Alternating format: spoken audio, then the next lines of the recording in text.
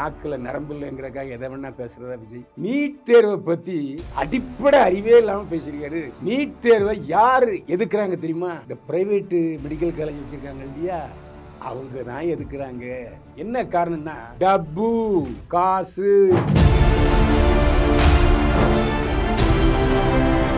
மாணவர்கள் ஃபங்க்ஷன்ல ஒன்றிய அரசுன்னு சொன்னாரோ அப்பவே ஐயையோ கவுத்துட்டார தம்பி விஜய் நீமாப்பா அப்படிங்கிற மாதிரி ஆயிட்டேன். என்ன காரணம்னா டப்பு, காசு. எனக்கு கூட ஆரம்பத்துல இந்திய எருப்பு மாதிரி நீட்டு எருப்புன்னு ஒன்று சரியா தான் இருக்கும் போல இருந்துச்சு. ஆனா உள்ள போய் விசாரிச்சதுக்கு அப்புறம் தான் நான் உண்மையை தெரிஞ்சுக்கிட்டேன். என்ன காரணம்னா டப்பு, காசு. கனிமொழி அம்மையார் ஹிந்தி படிக்கலையா? மாறன் வீட்டில் யார் ஹிந்தி படிக்காம இருக்கா? அப்ப திமுக உள்ளவங்க எல்லாம் ஹிந்தி படிக்கலாம், இளிச்சவாய் பையெல்லாம் ஹிந்தி படிக்கக்கூடாது. என்ன காரணம்னா டப்பு, காசு. தமிழ்நாட்டிலே மருத்துவம் இலவசம், கல்வி இலவசம். சொல்லி பாருங்க, செஞ்சு பாட்டுங்க. நீங்க ஆயுசு முழுக்க நீங்க தான்.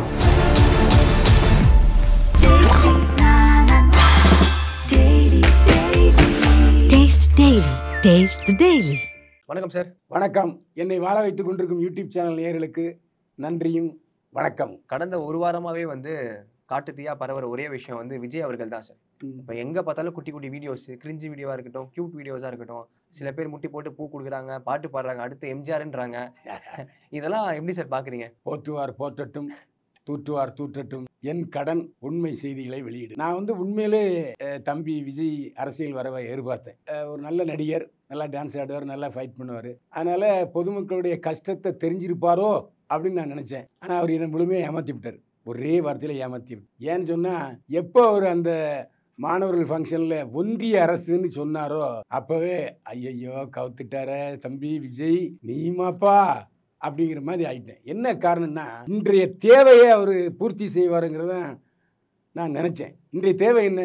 அண்ணா திமுகவும் ஊழல், திமுகவும் ஊழல், எல்லாம் 20%, 30% commission commission commission. Anna DMK அரசுலையும் திமுக அரசுலையும் நியாயமா எந்த கோரிக்கையும் செய்யப்படாது. டப்பு, காசு. அதான். ஏன்னா எம்ஜிஆர் இருக்கிற வரைக்கும், ஜெயலலிதா இருக்கிற வரைக்கும் ஊழல் இல்லைன்னு சொல்ல மாட்டேன். ஆனால் அதை பெரிய அளவில் நேஷனலைஸ் பண்ணலை. ஆனால் ஜெயலலிதாவுக்கு அப்புறம் புரட்சித் தலைவர் எம்ஜிஆர் எந்த நோக்கத்துக்காக கட்சி ஆரம்பித்தாரோ அதை செதைச்சு சின்ன பின்னமாக்கிட்டாங்க. அது தினகரன் கோஷ்டி ஆகட்டும், சசிகலா கோஷ்டி ஆகட்டும், ஓ பன்னீர்செல்வம் கோஷ்டி ஆகட்டும், எடப்பாடி கோஷ்டி ஆகட்டும், ஒரே காசு காசு பிராண்டல் இப்படி ஆயிட்டு. அதனால் நான் என்ன நினச்சேன்னா, திமுகவுக்கும் அண்ணா திமுகவுக்கும் மாற்றாக இருப்பார் விஜய். பொதுமக்களுடைய கோரிக்கைகள் நிறைவேற்றுவார், பொதுமக்களுடைய எதிர்பார்ப்புகளை நிறைவேற்றுவார்னு நினச்சா மனுஷன் போய் ஒன்றிய அரசுங்கிறாரு.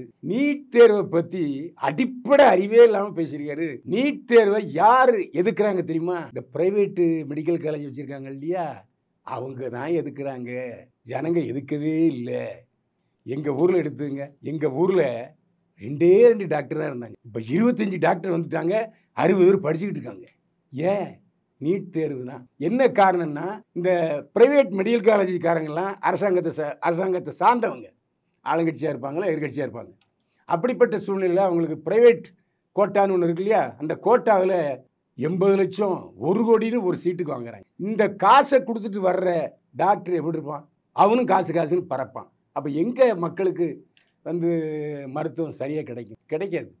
இன்றைக்கி ஏழை எளியவர்கள் நல்லா படிக்கணுங்கிற ஆர்வம் இருக்கிறவங்க எல்லாரும் நீட் தேர்வை எழுதிட்டு பாஸ் ஆகிட்டு அவன் மிகவும் குறைந்த கல்வி கட்டணத்தில் படித்து டாக்டர் ஆகிறான்னா காரணம் நீட் தேர்வான் இல்லைன்னு யாராவது மறுக்க முடியுமா? ஏன்? நேற்று நடந்த விழாவிலேயே இந்த மாணவர்களுடைய தாய்மார்கள் 4-5 பேர் நீட் தேர்வு வேணும், ஏன் இவர் விஜய் எதுக்குறாரு கேட்டாங்க. உண்டா இல்லையா?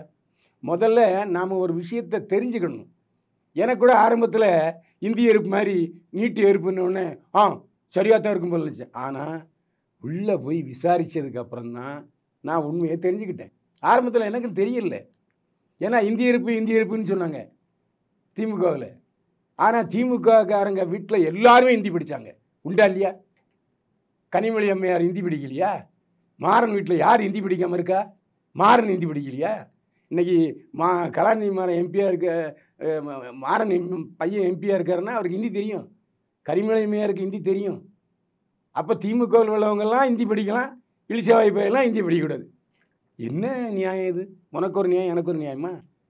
நீ உங்கள் வீட்டிலெல்லாம் பூஜை ரூம் வச்சுப்ப, உங்கள் மனைவிமார்கள் எல்லாரும் இப்போ சாமி கும்பிடுவாங்க, கோயில் போடுவாங்க, வெளியில் நீ நாத்தியம் பேசுவ. இதைத்தான் நான் எதிர்த்து விஜய் குரல் கொடுப்பாரு நினச்சேன். அவர் என்னடனா குழப்பம். ஜிப்மருக்கு அப்புறம் ஐஜிஎஃப்க்குலாம் வந்து நீட்டு இருக்கலாமா? என்ன பணத்துறாரு? மெடிக்கல் காலேஜ் சீட்டு எல்லாருக்கும் ஒரே பாடத்திட்டம் தான் ஐயா. அதனால் நீட்டுக்கு இருக்கலாம். நீட்டு வந்து பாண்டிச்சேரியில் புஷி ஆனந்த் இருக்காருன்னொன்னே ஜிப்மருக்கு நீட் கொடுக்கலாமா? என்ன வளர்றாரு அவர்? பொது பாடத்திட்டமா? ஏங்க மத்திய அரசுலையும் எஜுகேஷன் மினிஸ்டர் இருக்கார், மாநில அரசுலையும் எஜுகேஷன் மினிஸ்டர் இருக்கார். ஏன்னா மாநிலத்துக்கு சில பொறுப்புகள் உண்டு. இப்போ தமிழில் சில பாடத்திட்டங்கள் இருக்குன்னா அது மத்திய அரசு கொண்டு வர முடியாது. அதுக்காக மாநிலத்தில் கல்வி அமைச்சர்கள் இருக்காங்க, டெல்லியில் கல்வி அமைச்சர்கள் இருக்காங்க. இப்போது நம்ம மெட்ராஸ் யூனிவர்சிட்டி வந்து அங்கீகரிக்கப்பட்டதுனால தான் வெளிநாட்டில் போய் படிக்கிறாங்க. இப்போ இங்கே டாக்டர் பட்டம் இப்போ வாங்குறாங்கன்னா இந்திய அரசுடைய அங்கீகாரம் பெற்ற மருத்துவ படிப்பு, அந்த பட்டம் வாங்குறாங்க, போய் வெளிநாட்டில் வேலை செய்கிறாங்க. பிஎல் பட்டம் இருக்கு இல்லையா, வக்கீல் பட்டம், இங்கே சென்னை யூனிவர்சிட்டியில் கொடுக்குற பட்டம் தான் வேல்யூபிள். இதே பெங்களூரில் போய் எல்எம்இயா எல்எம்பின்னு படிச்சு வருவாங்க, காலேஜுக்கு போகாமே பாஸ் ஆக்கி விட்ருவாங்க. அதுக்கு மரியாதையே கிடையாது. அதை யாரும் வக்கீல்னு சொல்ல முடியாது. அந்த மாதிரி மருத்துவக் கல்லூரிக்கு எல்லா மாநிலங்களையும் ஒரே கல்வி திட்டம் தான் இருக்கணும். இந்த மாநிலத்தில் வேலை செய்கிற டாக்டர் அடுத்த மாநிலத்தில் வேலை செய்யணும். இப்போ தமிழ்நாட்டில் கல்லூரி திட்டம் வச்சுருந்தாங்கன்னா அவன் எப்படி ஒரிசாக்காரன் எடுப்பான், கேரளாக்காரன் எப்படி எடுப்பான்? இதெல்லாம் யோசிக்க வேண்டாமா? புத்தாங்குது அவர் பாட்டுக்கே பேசிட்டார். எல்லாரும் சொல்கிறாங்க, நானும் சொல்லுவோம் அப்படின்ற மாதிரி சொல்லியிருக்காங்க. படித்தவர்கள் வரணுங்கிறாங்க. ஏன் தமிழ்நாட்டில் எம்எல்ஏக்கள் 80% படித்தவன் தான். ஆனால் திமுகர் கேவலமாக ஒருத்தர் சொல்லிட்டாரு, நாய் கூட பிஏ பட்டம் வாங்குதுன்னு. தப்பாக நினைக்காதீங்க சார், இதையும் ஒப்பிடாதீங்க. நமது மரியாதைக்குரிய மாண்புமிகு முதல்வர் திமுக தலைவர் ஸ்டாலின் பிஏ பட்டம் வாங்கினவர். நீங்களே புரிஞ்சுங்க, ஒன்று சொன்னால் 100 புரிஞ்சுங்க. நாய் பிஏ பட்டம் வாங்குதுன்னா என்ன அர்த்தம்? இப்படிலாம் பேசலாமா? ஒரு திமுகவில் பொறுப்பான பதவியில் இருக்கிற இப்படிலாம் பேசுவாங்க. அப்போது ஒன்றிய அரசு, அது என்ன ஒன்றிய அரசு? மத்திய அரசுன்னு தானே பாடத்திட்டத்தில் இருந்துச்சு. இப்போ திமுக மட்டும் ஒன்றிய அரசுன்னு சொன்னால் எப்படி? மத்திய அரசு சென்ட்ரல் கவர்மெண்ட் தான் நம்ம சொல்கிறோம், மத்திய அமைச்சர். இப்போ ஒன்றியம்னு ஏன் நம்ம சொல்லலைன்னா, இப்போ பஞ்சாயத்து யூனியன் இருக்குது, அது பேரும் ஒன்றிய தலைவர் தான். புரியுது? அப்போ அதிலே குழப்பம் வருதா? அப்போ என்ன இது?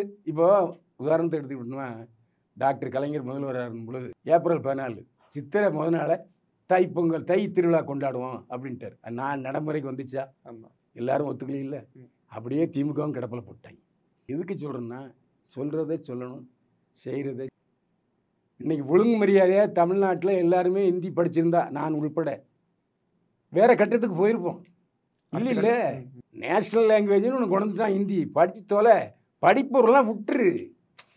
இப்போது முதல் நாள் பேசும்போது விஜய் என்ன சொல்கிறாரு? எல்லோரும் படித்தவர்கள் வர வேண்டும், தலைவர்களாக வேண்டும், எல்லோரும் தலைவர். நேற்று என்ன சொல்கிறாரு? படிப்பவர்களையா விட்டுரு, உனக்கு என்ன தோணுதோ அதை படி. எத்தனையோ ஆண்டவன் வந்து கதை திறந்து வச்சிருக்காரு. அன்னைக்கு ஒரு பேச்சு, இன்னைக்கு ஒரு பேச்சு. நாக்கில் நரம்பு இல்லைங்கிறக்காக எதை வேணால் பேசுகிறதா விஜய்? நீங்கள் நாளைக்கு தமிழக வெற்றி கழக தலைவராக 2026 சட்டமன்ற தேர்தலில் போட்டியிட போகிறீங்க. இன்றைக்கி உங்களுக்கு பாதுகாப்பு வேண்டும் என்பதற்காக திமுக சொல்லுகிற ஒன்றிய அரசுன்னு சொல்கிறீங்களே, அப்போ திமுகவோட பி டீமா நீங்கள்? இப்படி தானே கேட்க தோணுது. கேட்குறதுக்கு வாய்ப்பு, அதுக்கான ஆதாரங்கள் இருக்கா இல்லையா? நீங்கள் முதல்ல பட்டம் பெற்றவரா விஜய்? நீங்களே படிக்க மாட்டேன்னு சொல்லிவிட்டு உங்கள் அப்பா எம்பிபிஎஸ் படிக்கணும், தன்னுடைய பையன் விஜய் டாக்டர் ஆக்கணும், எஸ்ஏசி விரும்பினார். எஸ்ஏசி சொன்ன தகவலை தான் நான் சொல்கிறேன், மற்றபடி உருட்டுலாம் இல்லை, கிடையவே கிடையாது. உண்மை தகவல் தான். இவர் தான் படிக்க மாட்டேன்னு சொல்லிவிட்டு இவங்க அம்மாட்ட போய் நான் சினிமாவுக்கு வரேன் அப்படின்னு சொன்னார். அப்போ இவர் என்ன, இப்போ உன் பின்னால் எத்தனை பேர் திரள்றான்னா என்ன அர்த்தம்? நீ படித்தவன் நான் திரள்றான்? இல்லை. காமராஜர் படித்தவரா, கலைஞர் படித்தவரா? ஏன் ஜெயலலிதா 10th நிறுத்திட்டாங்க சர்ச் பார்க்கில், அவங்க என்ன நாடாளலையா? இப்போ என்ன பிரதமர் மோடி என்ன படித்தார்? டீக்கெட் தானே வச்சுருந்தார். மிகச்சிறந்த பிரதமராக வெளிநாடுகளில் பேர் வாங்கலையா? இந்த 3ஆம் முறை ஜெயிச்சு வந்திருக்காருல. படிப்புக்கும் இதுக்கும் சம்மந்தம் இல்லைங்க. படித்தவன் பாட்டை கெடுத்தான், எழுதினவன் ஏட்டை கெடுத்தான், நமக்கு ஒரு பழமொழி இருக்குது. படித்ததினாலே எல்லோரும் அறிவாளிகள் இல்லை.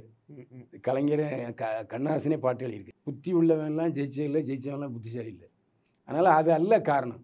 இப்போ படித்தவன் இப்போ எம்பிபிஎஸ் சீட்டில் காசு கொடுத்து லஞ்சம் கொடுத்து படித்தவன்லாம் அப்புறம் டாக்டர் ஆன பிறகு கொண்டா துட்ட ஆஸ்பத்திரி எல்லாம் வந்து காசு காசு காசு எல்லாம் லட்சக்கணக்கு ஆயிட்டு.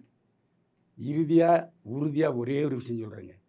வெளிநாடுகளில் இருப்பதைப் போல தம்பி விஜய் 2026 ஒரே ஒரு சட்டம் நான் போடுவேன் சொன்னால் போதும், எல்லாரும் விழுந்தடிச்சு ஓட்டு போட்டுரும். தமிழ்நாட்டிலே மருத்துவம் இலவசம், கல்வி இலவசம் சொல்லி பாருங்க, செஞ்சு பாட்டுங்க. நீங்கள் ஆயுசு முழுக்க நீங்கள் தான் முதல்ல. அதை சொல்கிறத விட்டு நீட் தேர்வை ரத்து செய்யி, பொதுப்பு கல்வியில் பாடம் இருக்குது, அது பொதுக்கல்வி துறையை இதெல்லாம் வேண்டாம், தேவையே இல்லை.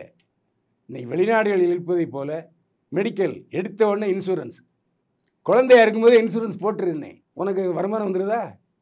இதை செய்கிறதுக்கு வழி இல்லாமல் என்னென்னையோ சொல்கிறீங்க. ஒரே வார்த்தை, என்னுடைய ஆட்சி காலத்தில் மருத்துவம் இலவசம், கல்வி இலவசம் சொல்லுங்கள். அதே மாதிரி நில உச்சவரம்பு வந்து போட்டார், சட்டம் போட்டாங்க. அது அமுலில் இருக்கா? நில உச்சவரம்பு அமுலில் இருந்ததுன்னா இன்றைக்கி எல்லாருக்கும் வீடு கிடச்சிருக்கும். உண்டா இல்லையா?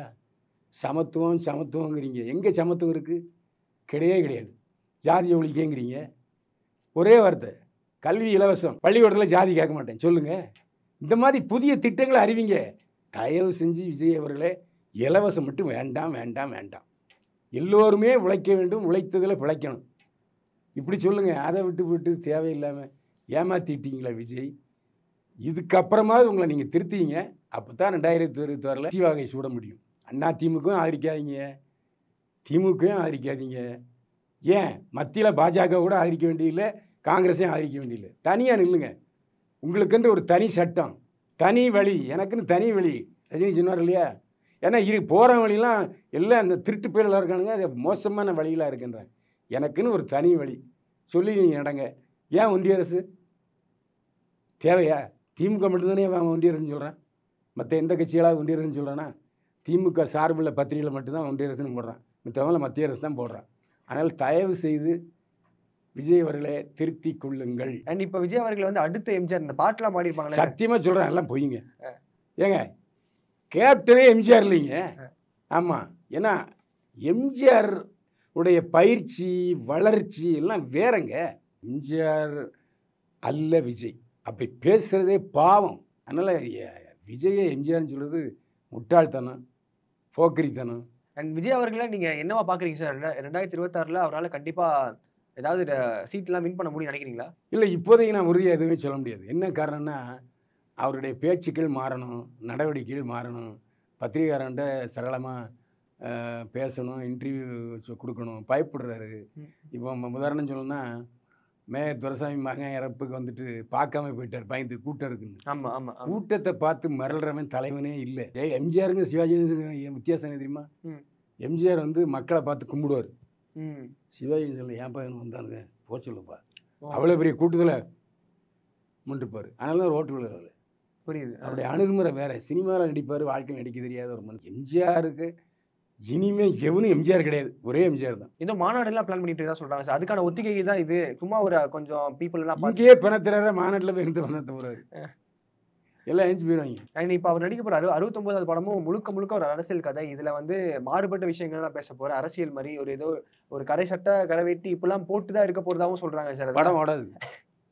என்ன காரணம்னா, ஒரு படம் ஒருத்தர் முதலீடு போட்டு தயாரிக்கிறோம், அதை நான் பார்க்கணும், காசு கொடுக்கும். உன்னுடைய பிரச்சார படம்னா நீ கூட்டத்தில் பேசு, அதுக்கு சினிமாவில் பேசுகிற. சினிமாங்கிறது என்டர்டெயின்மெண்ட் மீடியா. நான் ஒரு 200 கொடுத்து வந்தா நீ சந்தோஷப்படுத்தணும். அதை விட்டுட்டு நீ பொதுக்கூட்டமாக பேசினா போய் அவன் வேலையை பார்த்துட்டு இருந்தோம். நீங்கள் எப்படி சார் மாற்றத்தை எதிர்பார்க்குறீங்களா 2026? இல்லை இப்படியே மாற்றத்தை எதிர்பார்க்குறேன், ஆனால் வருமா இல்லையாங்கிறது தெரியலையே.